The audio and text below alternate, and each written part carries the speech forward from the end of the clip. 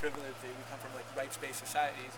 So we think the first thing I think about is I think, oh, the indignity of living on the second floor and having your door bolted shut and having a Star of David spray paint. Now, obviously that's true, but that's a stage down the road, because first you have to talk about basic goods. So first, just in terms of climbing in and out, that's already very highly uncomfortable physically, but we're also talking about grocery shopping, all sorts of things that we take for granted, changing gas, the gas balloons that I've talked about up the road, all of that happens by foot. Oven breaks down, refrigerator breaks down. It becomes a very complicated system.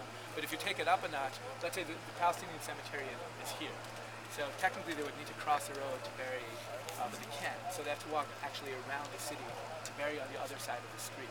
I mean, again, this is before the indignity of watching your road being walked on by other people. And in some cases, Hani, I don't know if he mentioned this to you, but Hani's father actually was the person who paved this road way back when, initially.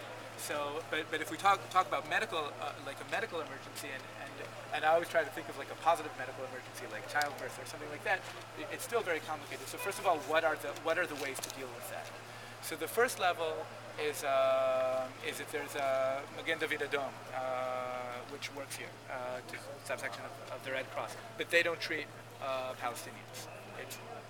They don't treat Palestinians. The next stage is that there's a Red Cross. It's in H1, but to get that permit to access to H2 could be a process of 8, 9, 10, 12 hours if it's even allowed.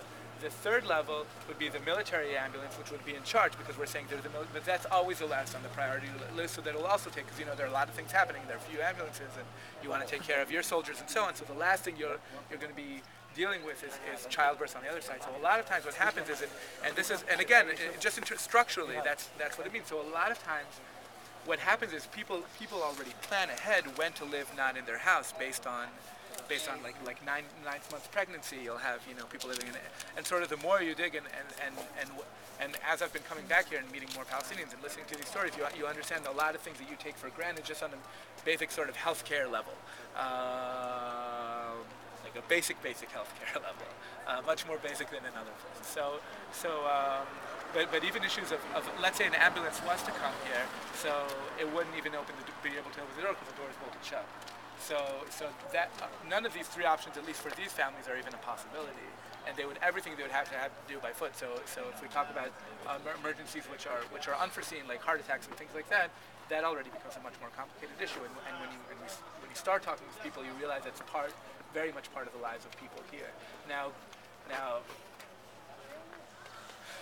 sort of to tie this in, and again, I'd rather not talk sort of about my personal aspect, at least not now. But for me. And I'll say, and this is for me personally, because I'm definitely not, in this case, representing Shoflim Shtika at all. I imagine most people come from a different perspective. For me, this, I don't know if one can separate sort of the parts of his identity which are national and Jewish and so on, and I don't think that's possible. But definitely sort of the language that I use when I think of sort of my background, my Jewish background, something there is really not right. When it's less like I can talk about political structure all day.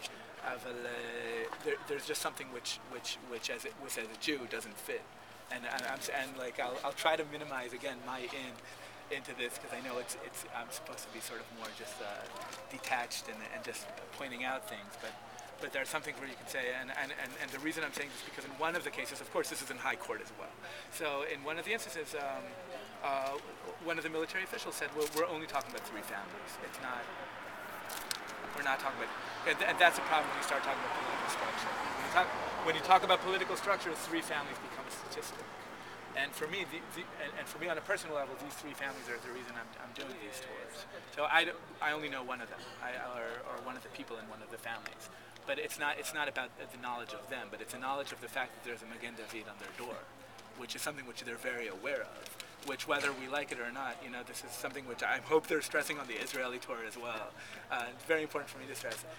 A lot of times, and definitely people from the Israeli left, or so-called left, or so on, or people who would perceive themselves left, they say, they talk about the Wild West Bank and think how that's happening far away. What's important for us is to explain how this is part of Israel. I mean, maybe some people don't want it to be. Maybe some people do want it to be. That's an entirely different question. But it is part of Israel now, and it is part of our responsibility now. And it is a half an hour from my house. And the fact that it's happening with the same terminology that I hold dear in sort of my text and my upbringing and so on is something which I can't say, oh, it's that branch of Judaism or it's that branch of Israelism or something like that. And it's not my story, it's not my responsibility. So again, where you take that politically, I think, is an entirely different question. But that issue definitely has to be part of that structure where you ask, where you answer that question. There are a lot of different breaking the silence is rhetoric shouldn't be the only rhetoric which you approach when you approach political solution. It shouldn't be the only rhetoric which you use, but it definitely needs to be part of the story, because you can't talk about the issues of occupation or the issues of military control without saying there's also a human story, there's also a moral story, and there's also this very basic on the ground level, and that's less about structure and it's more about example. But those examples I think are important, like emotionally, which are important in the buildup of our political decisions. So. Yeah, unless there's any other questions, we're gonna start. That was light. We're gonna walk down the road.